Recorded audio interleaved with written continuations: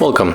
If you want to download Among Us game on your Android smartphone, for the first you have to move for the Play Store, tap on the search pool and type here Among Us.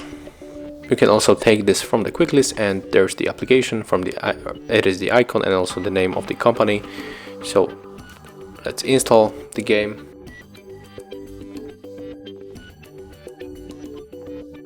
Right now we can open the game. And we have to accept this thing, click this announcement, and right now we are able to play online or just local.